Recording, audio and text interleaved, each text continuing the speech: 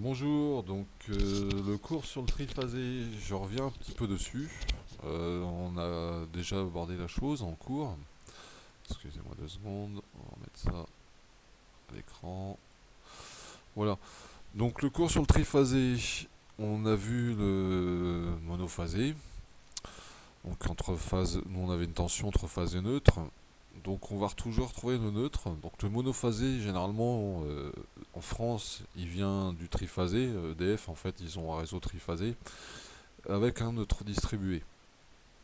Donc nous, on avait vu le monophasé entre phase, on va dire entre la phase 1 et le neutre. Aujourd'hui, on va parler de triphasé.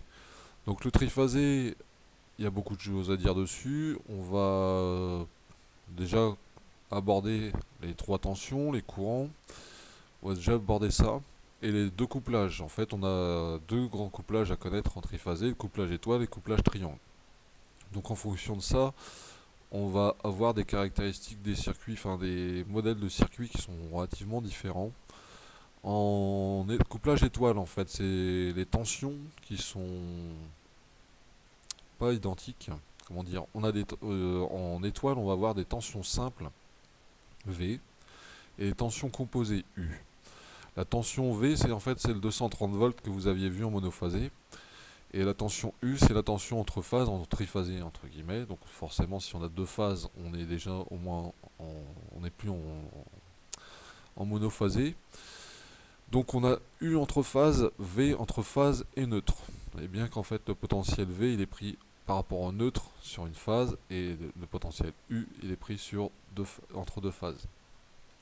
Pour le courant en étoile, il n'y a pas trop de problème. En fait, on a ce qu'on appelle I, le courant de ligne. En fait, le courant de ligne rentre et ressort, entre guillemets, ressort. Après, derrière, je ne vais pas trop rentrer dans le détail. On revient au point neutre. Le courant de ligne, I.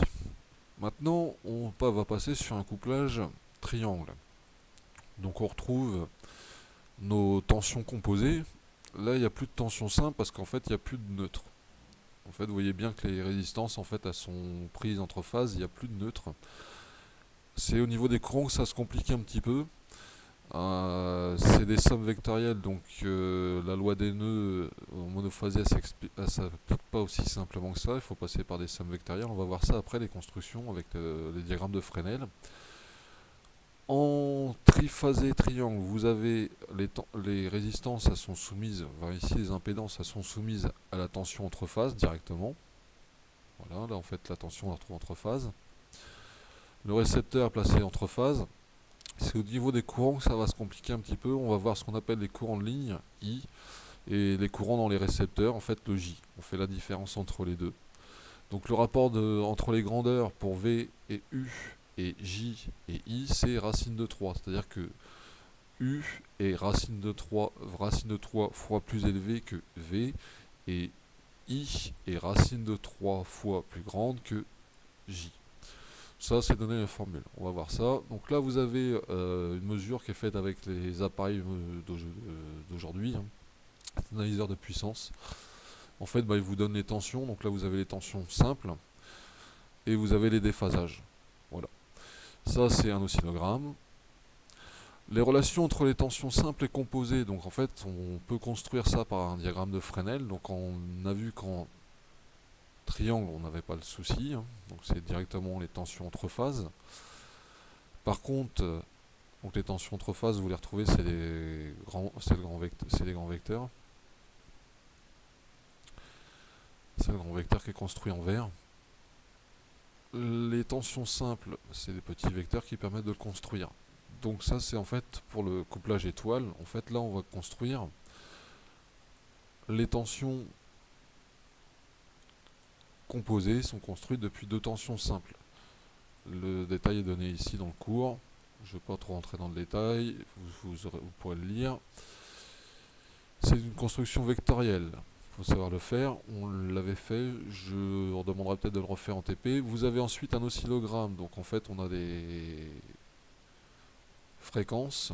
On va relever la période pour pouvoir déterminer la fréquence. Donc ça, c'est des choses qu'on avait déjà vues en monophasé. Le déphasage entre les tensions. Donc là, vous avez les tensions Vous avez 1, 2, 3. Bon, c'est du triphasé, elles sont décalées normalement d'un certain angle, c'est égal. Donc vous mesurez un déphasage, normalement vous retrouvez le même entre toutes les tensions. Si je mesure entre 1 et 2, donc entre la tension 1 qui passe à 0 et la tension 2 qui passe à 0, je vais trouver un déphasage. Ça va être le même que je vais trouver entre la tension 2 quand on passe à 0, ici, et la tension 3 qui passe à 0. Idem pour la tension 3 et la tension 1. En fait, il faut utiliser les tensions composées. Ici, c'est du... En fait, on visualise les tensions simples. Voilà. Donc ça, c'est pour les tensions, les courants. Le courant, on va aller plus en détail avec l'application ici. En triangle, en fait, on va se retrouver donc avec les courants de ligne, I, et les courants dans les récepteurs. Donc je vous disais qu'il y avait un rapport de racine de 3 entre les deux. Donc ça, c'est expliqué dans l'application. Ça nous permet de calculer les puissances. En fait, on peut le déterminer. En triangle, on va trouver une certaine puissance.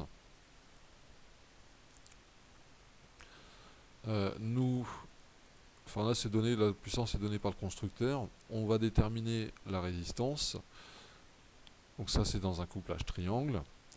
On calcule les paramètres du circuit. Donc on voit qu'on a fait ici le calcul de J et de I. U, pas de question à se poser, c'est du 400 volts.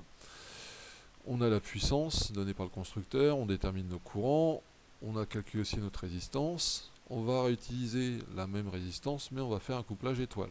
C'est ce qui est demandé un peu en TP par la suite. Vous avez le couplage étoile. Donc en couplage étoile, donc les courants de ligne, pas trop de questions à se poser. C'est la tension simple sur la résistance. Par contre, pour les tensions, si vous avez besoin de calculer la tension, il faut passer par les sommes vectorielles. Là, c'est pas demandé. On demande de calculer la puissance. Donc en fait, vous allez faire le calcul pour une phase. Il ne faudra pas oublier qu'il y a 3 phases.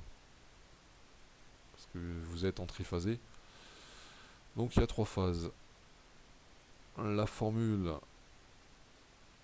elle est donnée là. Donc on a 3 phases. 3 fois P1. P1, on l'a calculé ici. J'ai pas mis le détail de P1. Non. Là, on va utiliser la formule générique avec le courant de ligne, donc on trouve bien 1590. Si on fait le calcul, en fait, on va vraiment prendre la résistance. On fait V1 sur V1 au carré sur R, on va trouver une puissance. Et en fait, on retrouve la même chose en faisant directement la formule qui est donnée, la formule qui est donnée pour le triphasé, quoi. C'est fait un peu exprès. La seule chose qui a fini pour finir sur cette partie du cours, ce qu'on l'appliquera surtout aux machines, donc c'est les histoires de puissance. En triangle, en fait, on a 3 fois plus de puissance qu'en étoile. Ça tient en fait de couplage tout simplement. Voilà. En fait, pourquoi on a 3 fois plus? Parce qu'en fait, il y a racine de 3 qui doit être élevée au carré à un moment, donc on trouve 3 fois plus de puissance. P égale R carré, racine de 3 au carré, 3 fois plus de puissance. Voilà. Donc ça, c'est le cours sur le triphasé. Le principe, c'est de bien comprendre qu'il y a 2 couplages, qu'en fonction des couplages, on aura différents paramètres à calculer dans les circuits qui ne seront pas forcément les mêmes. Si on veut passer de l'un à l'autre, comme c'est demandé au TP, il y a un petit peu de calcul à faire. Donc l'application il y a une application qui est donnée ici. Voilà, c'est pour le triphasé, c'est le début. Après, on le réutilisera beaucoup dans les machines, surtout dans l'alternateur. Voilà, bonne journée.